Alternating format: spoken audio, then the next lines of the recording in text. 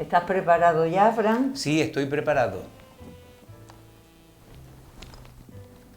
Que me estás sacando al revés, Isma. Uy, lo siento. Vamos a ver, es la maldición de la cámara oscura. Uy, venga, muy buenas. Continuamos esta serie de fotografías y el capítulo 3 va a tratar sobre el mecanismo de enfoque.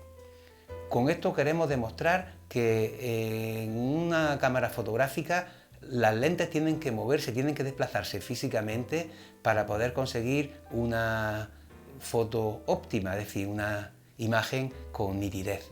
Vamos a retomarlo donde nos quedamos, que fue en la lupa. Bueno, pues aquí vamos a definir el concepto de distancia focal porque lo vamos a utilizar en distintas ocasiones. Y la definición de distancia focal en una lente sería la distancia que hay desde el centro físico de la lente, que en óptica se le dice centro óptico, a donde se juntan todos los rayos que provienen del infinito. Hay que acordarse que estos rayos venían de donde se encuentra el Sol. No hace falta para esta definición que sea un infinito tan lejano como el Sol. Es decir, que el infinito en fotografía es más corto. Vamos a ver un vídeo que nos va a quedar claro sobre el tema de dónde se encuentra el infinito en un anillo fotográfico. Veis aquí 2 metros, 3 metros, 5 metros, 10 metros y ¡pum! Ya hemos llegado al infinito. Ese 8 acostado es el infinito. ¿De acuerdo? Venga, pues pasamos al gráfico nuevamente, que estábamos aquí viendo lo de la lupa. Y entonces la definición de distancia focal es la distancia, decíamos, que hay desde el centro óptico de la lente a donde se cruzan todos los rayos que vienen paralelos que se encuentran en el infinito, que está a unos 20 metros o por ahí. Esa distancia es importante porque, bueno, se mide en milímetros o centímetros porque nos define la potencia de una lente, ¿no? Más de uno podrá decir, no, pues las lentes se miden en dioptría, ¿a mí lo que me vas a contar tú?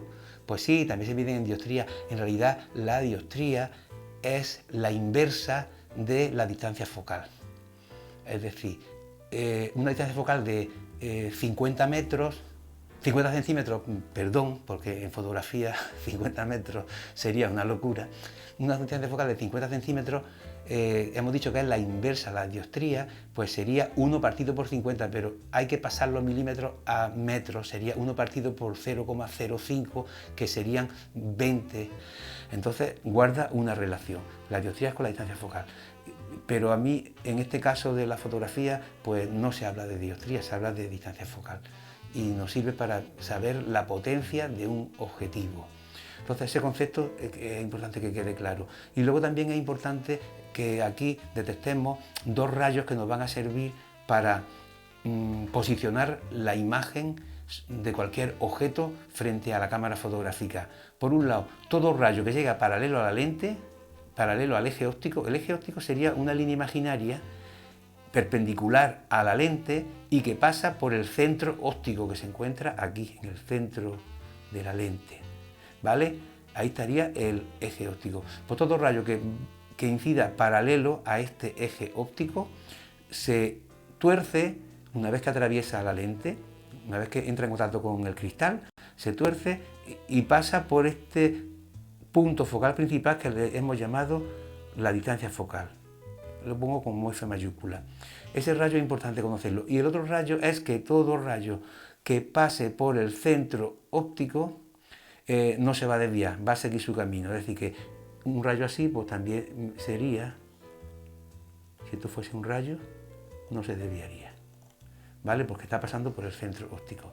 Los que vayan paralelos se desvían pasando por el punto focal principal o donde se encuentra la distancia focal de la lente, y los que vayan y atraviesen el centro óptico no se van a desviar. Esto nos sirve para ahora aquí intentar hacer un gráfico sobre la posición de la imagen de este objeto, que es un arbolito que he querido simbolizar aquí, en esto verde.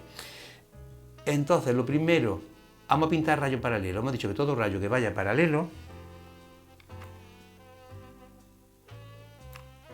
se desvía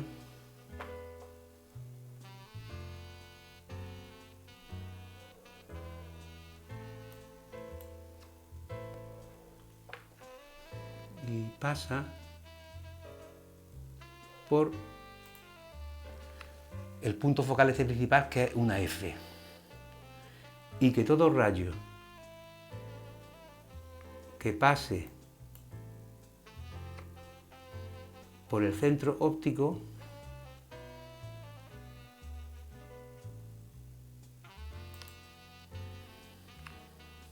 no se desvía. He pintado dos rayos. Vamos a pintar los otros dos rayos aquí abajo y ahora pinto dibujo cómo se forma la imagen. Aquí en este caso, rayo paralelo.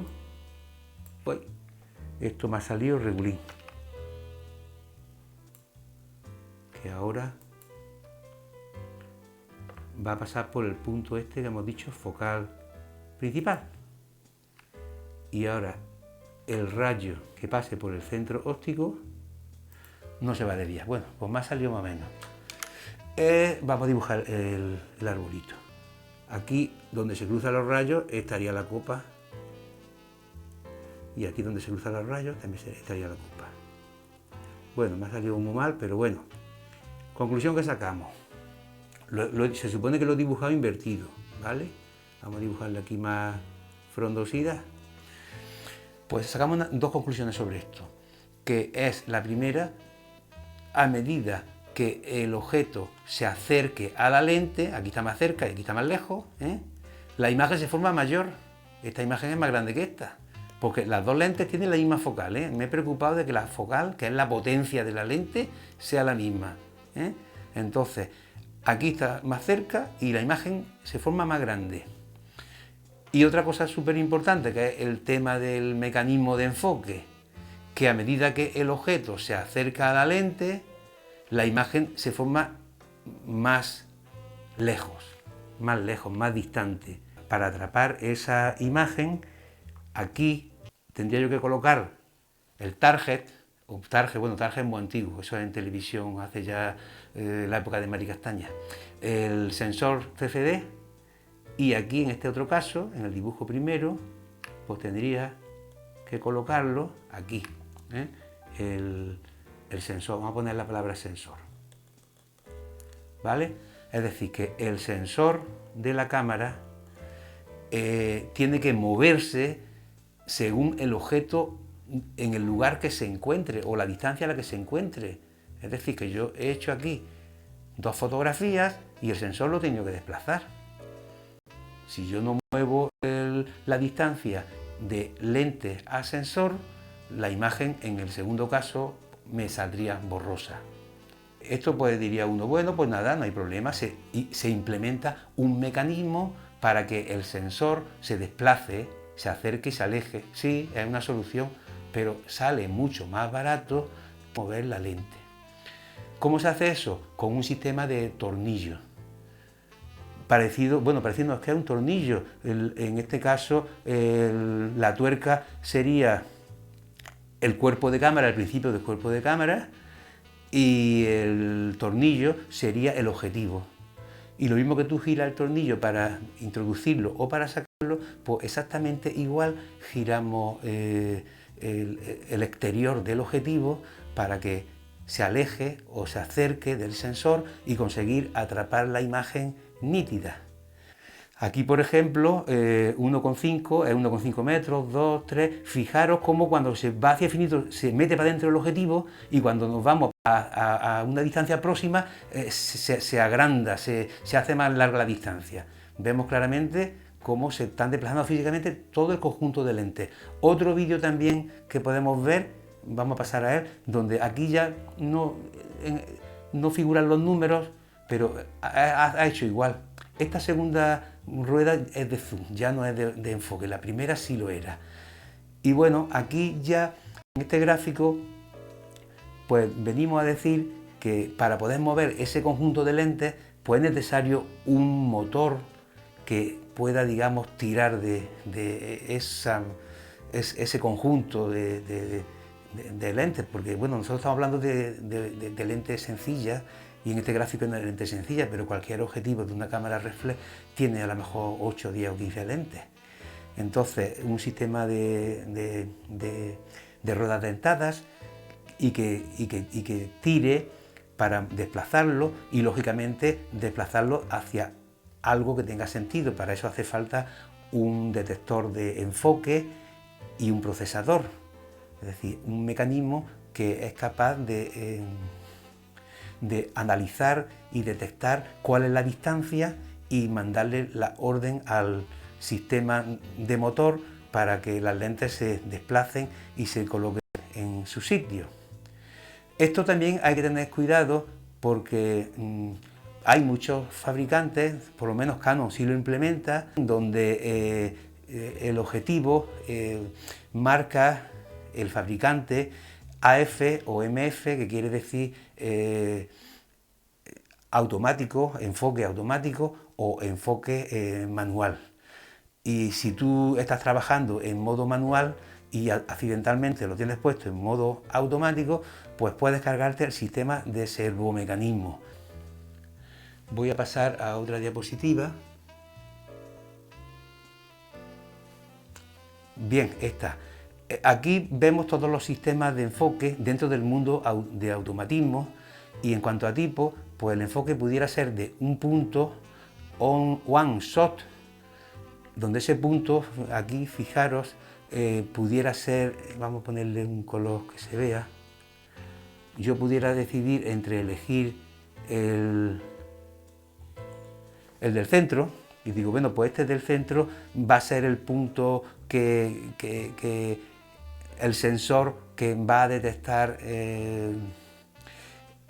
el fragmento de la escena para calcular la distancia. Bueno, en este gráfico el que está marcado es este azul que hay aquí más arriba, ¿vale? El azul. Pero bueno, tú puedes elegir el punto con el que vas a trabajar, y con el interruptor, el conmutador de disparo, poniéndolo a medio camino, es decir, sin dispararlo del todo, congelas ese momento y se queda como grabado en cámara la distancia, la posición de enfoque, y ya pues cuando dispare o mueva la cámara para reencuadrar, pues ya tienes el foco en el punto que tú has decidido.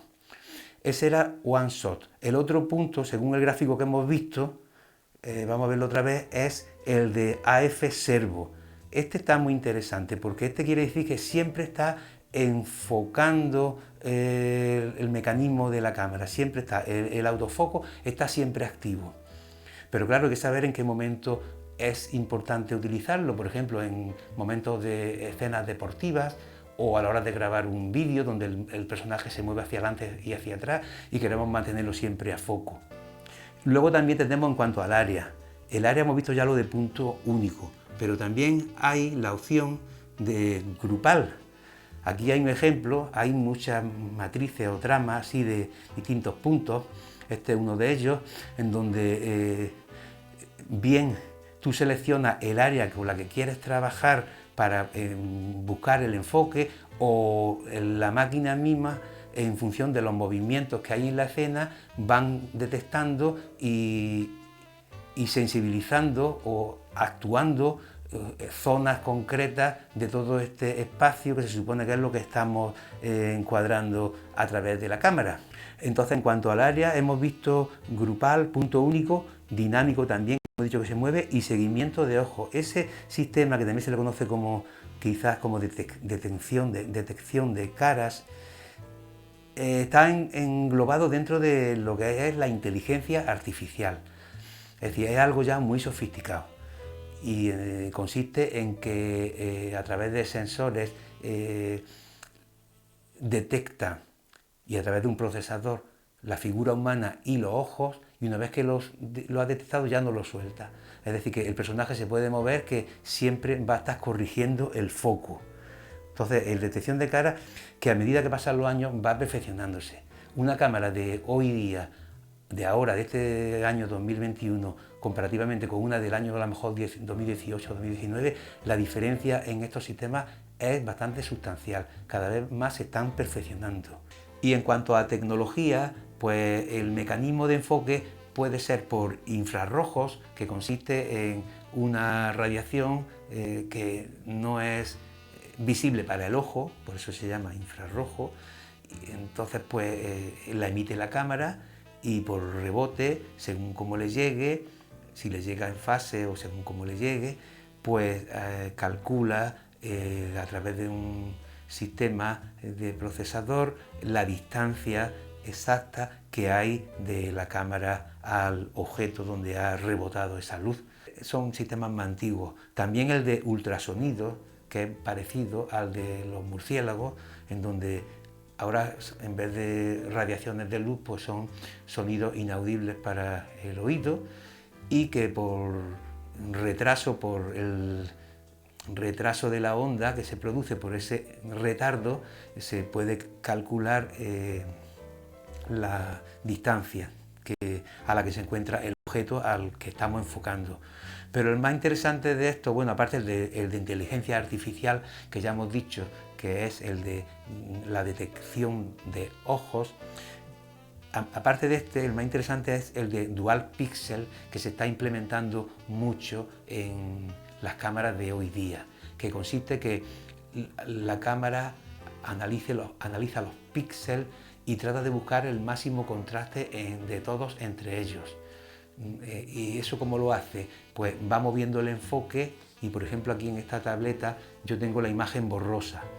Pues la cámara, pues el sistema de enfoque, por ejemplo, se queda con esta parte que es donde hay una arista, porque a lo mejor yo he querido enfocar a esta superficie blanca que hay a la izquierda y se queda con esta zona y empieza el foco a moverse porque aquí ve que hay una gradación tonal muy suave, es decir, no, hay poco contraste, entonces empieza a mover el mecanismo de enfoque hasta conseguir un máximo contraste. Fijaros como aquí ya hay un contraste bastante sustancial entre lo que es el blanco de la superficie que yo estoy enfocando y la rayita esta negra y luego también lo oscuro que hay aquí del fondo de esta habitación, de esta cocina. Entonces, por cuestión de contraste, pues decide que esta es la distancia idónea. Vamos a verlo esto en un vídeo en movimiento para que nos quede más claro. Vamos a imaginarnos que esto que estamos viendo en el vídeo, Imal, ¿va a lanzar el vídeo?